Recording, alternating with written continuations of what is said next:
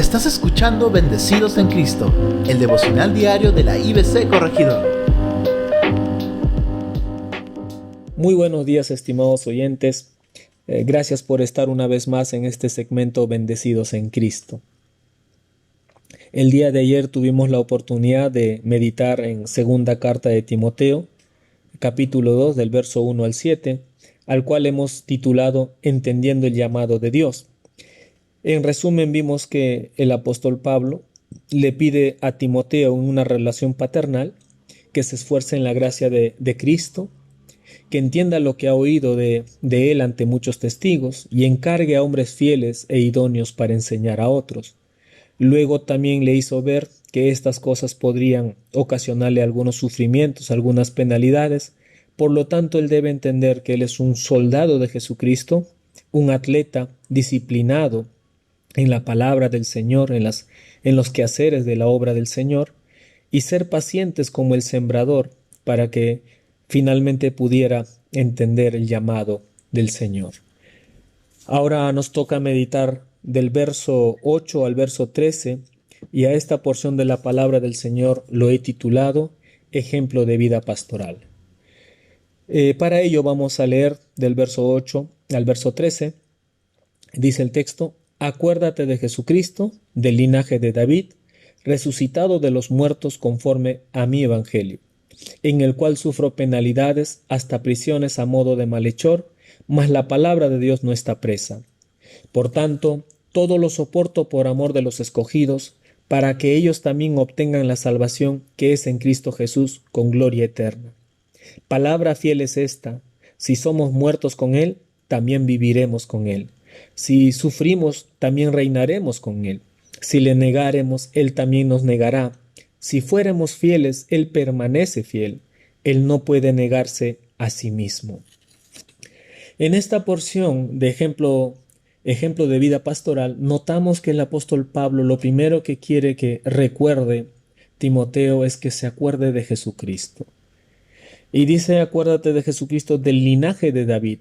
Esta porción nos hace ver de que Jesucristo en toda su humanidad aquí en la tierra sufrió como cualquiera de nosotros y hasta peor, a tal punto de terminar su vida humana en la cruz del Calvario. Por eso el apóstol Pablo apunta primero a que se acuerde del linaje de David. Jesús, hijo de David, del linaje de David, un hombre como cualquiera de nosotros, sin pecado alguno, pero que finalmente fue crucificado para pagar nuestros pecados. El centro del Evangelio es Jesucristo, el centro de la buena noticia para nosotros es Jesucristo. Mirando la persona de Jesús, notamos que ha sido un hombre que sufrió muchas injusticias, muchos agravios aquí en la tierra, pero lo soportó hasta morir aún en la cruz. El apóstol Pablo no se queda solamente en mostrar a Jesús como verdadero hombre, sino también a decirnos que resucitó de los muertos conforme a su evangelio. En este caso notamos que Jesús, muerto en la cruz, no se quedó ahí, sino que Él resucitó. Hay mucha diferencia entre otras resurrecciones, como el caso de Lázaro. A Lázaro lo tuvo que resucitar Jesús, pero a Jesús, ¿quién lo resucitó? Pablo dice: resucitado de los muertos. Nos da a conocer que Él mismo volvió a la vida, Él mismo resucitó. No tuvieron que resucitarlo. Esto nos lleva a recordar que cuando estuvo en vida, Él decía: yo tengo poder para poner mi cuerpo en propiciación por el pecado de los demás, y también tengo poder ¿para qué? Para quitarlo de la cruz, para volverlo a la vida desde la cruz. Por lo tanto, Jesús murió en la cruz, pero también resucitó, mostrándonos la victoria eterna para todo creyente que deposita su fe y su confianza en Él. Ante esta situación, hay suficiente razón para poder sufrir cualquier circunstancia que nos tocara vivir aquí en la tierra. En el verso 9, el apóstol Pablo dice: en el cual sufro penalidades, hasta prisiones a modo de malhechor, mas la palabra de Dios no está presa. Ahora sí, él muestra el sufrimiento que ha tenido y que tiene de estar aún en prisión de forma injusta, pero que es necesario entender que aunque ese sufrimiento le toca vivir a Pablo, él dice claramente que la palabra de Dios no está presa. De hecho, la palabra de Dios va más allá, inclusive, de nuestra limitación. En momentos tan difíciles, en circunstancias tan caóticas, muchas veces la palabra de Dios se expande mucho más todavía. Y creo que en estos últimos tiempos lo hemos visto de esa forma, de cómo aún estando encerrado en casa, pudimos llevar la palabra de Dios hasta muchos lugares, aún a lugares que no alcanzábamos físicamente anteriormente. Sin embargo, todo ello fue un sufrimiento también y Pablo muestra este sufrimiento. Los siervos del Señor pasarán momentos difíciles, pero no siempre será momentos difíciles. También habrá momentos de gozo y de alegría, momentos donde uno mira lo que ha hecho y se da cuenta que realmente el Señor ha obrado de tal forma que todo el esfuerzo que uno haya volcado finalmente produjo la salvación en otras personas. Es por esa razón que en el verso 10 nos dice: por tanto, todo lo soporto por amor de los escogidos, para que ellos también obtengan la salvación que es en Cristo Jesús, con gloria eterna. ¿Qué notamos entonces? Que hay un propósito por el cual sufrir. Vale la pena sufrir por aquel que Dios ha de salvar, por aquel que Dios ha de traer al redil y limpiar de sus pecados, a hacerle una persona santa, pura y sin mancha para la gloria eterna. Por esa razón, Pablo no se desenfoca por los sufrimientos momentáneos, por las circunstancias momentáneas que puede pasar un siervo, sino que no pierde de vista aquello para la cual está aquí en la tierra, que es ser de bendición a otras personas para la salvación de sus almas. Ahora, con esos propósitos puestos claramente, Pablo va a recordar alguna canción, y esto es una canción, en realidad, del verso 11 al verso 13 dice: palabra fiel es esta, si somos muertos con Él, también viviremos con Él, si sufrimos, también reinaremos con Él, si le negáremos, Él también nos negará, si fuéramos infieles, Él permanece fiel, Él no puede negarse a sí mismo. Esto, hasta donde podemos saber, es una porción o es una parte de la canción de aquellos años que probablemente ellos cantaban, y Pablo va a recordar esto como: no te olvides de esta canción que cantábamos. Esto es una verdad absoluta que la palabra nos muestra. Palabra fiel es esta. Esto es así y no hay nada que cambiará. Por esa razón, vale la pena sufrir por cumplir el propósito de Dios. Aquel sufrimiento que nos toque a cada uno de nosotros, los que servimos al Señor, no pasa fuera de la voluntad de Dios, sino que está dentro de la voluntad de Dios.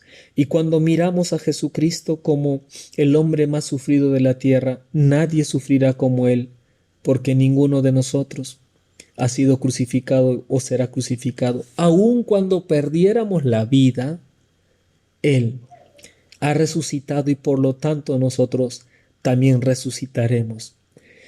Notamos aquí en esta porción: palabra fiel es esta, si somos muertos con Él, también viviremos con Él. Entonces, ¿a qué debemos de tenerle miedo? ¿A la muerte? Creo que no.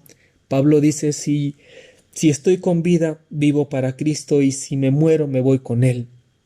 Sea que viva o sea que muera, del Señor somos.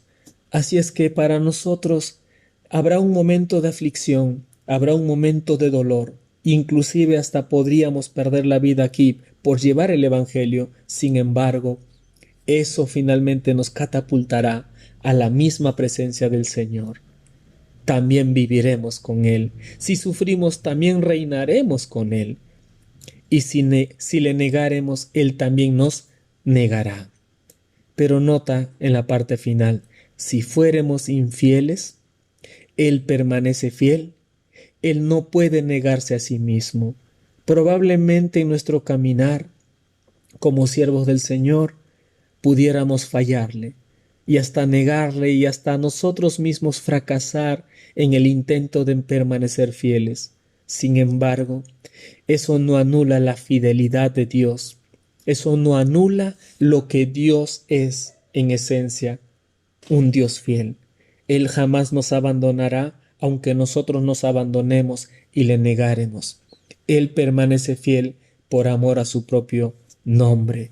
Así es que, ante esta situación, cada uno de nosotros debiéramos tomar en cuenta, siempre acordarnos del sufrimiento de Jesús en aquella cruz, pero recordar también que Él resucitó, que Él se levantó de entre los muertos, y eso nos da tranquilidad y gozo porque podemos entender el momento doloroso, el momento de sufrimiento, porque hay una razón por la cual sufrir, que es por llevar el Evangelio a muchas otras personas que no conocen.